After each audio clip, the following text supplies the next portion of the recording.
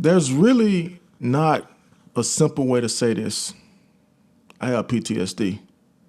And I think when I first got back from Afghanistan, a lot of people were saying, "Oh, you came back normal.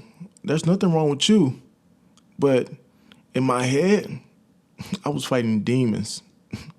There's no such thing as coming back from that as normal. There's going to always be something wrong, whether you want to address it or not. And I chose at the time to just put it in the back of my mind and try to just fight it on my own.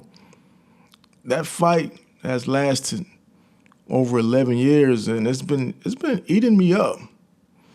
So I think what a lot of people don't know is that PTSD is what they probably refer to as invisible wounds. Because I came back with something wrong with me. It's just that the world couldn't see it on the outside. Because if you look at me, I look like a normal person. Like there's nothing wrong with me, but there's a lot wrong with me. I've seen a lot that I probably shouldn't have seen. And I live with this every day. At first, it started with these dreams and nightmares when I first got back, and I just thought that it's gonna pass over time. Over time, became 1 year, 2 years, 5 years, 10 years. Those dreams and nightmares, they didn't stop. I was still fighting them. Could you imagine waking up every 40 minutes to an hour while you're trying to sleep? Nobody can imagine that, but that's what I was going through.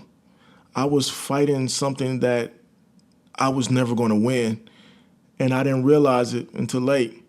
Sometime around like December, I started going to therapy because I figured that there was something wrong with me. Recently, I started seeing a psychiatrist. So I have two therapists and a psychiatrist. And the psychiatrist, he diagnosed me with PTSD, anxiety, and depression. There's a lot wrong with me. What the military did to me is unthinkable. And like I said, I shouldn't have seen some of the stuff I saw.